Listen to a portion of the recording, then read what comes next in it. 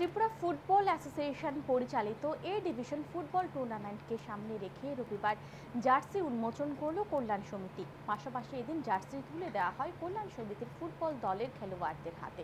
উপস্থিত ছিলেন কল্যাণ সমিতির সভাপতি শ্যামল কুমার দে, কর্পোরেটর অভিজিৎ মল্লিক সহ অন্যান্যরা। ক্লাব সভাপতি এক সাক্ষাৎকারে জানান, এই বছর টিএফএ পরিচালিত এই ডিভিশনে অংশগ্রহণ করবে কল্যাণ সমিতি। তাই এদিন কল্যাণ সমিতির জার্সি উন্মোচন করা হয়েছে। এই বছর 22 লক্ষ টাকা বাজেট নিয়ে কল্যাণ সমিতির দল গঠন করা হয়েছে।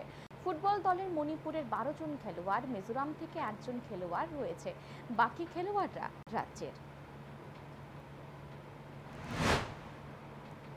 ফুটবল অ্যাসোসিয়েশন দ্বারা আয়োজিত এ ডিভিশন লিগে কল্যাণ সমিতি অংশগ্রহণ করতে চলেছে এবং আমাদের রাখাল সিটি যে ফুটবল টুর্নামেন্ট সেটা তো আমরা আগামী কালকে 14 তারিখ থেকে শুরু হচ্ছে, সেটাতে আমাদের খেলা 14 তারিখ। আমরা কল্যাণ সমিতি গতবারে বি ডিভিশন চ্যাম্পিয়ন হয়ে এবারে ডিভিশন খেলছি।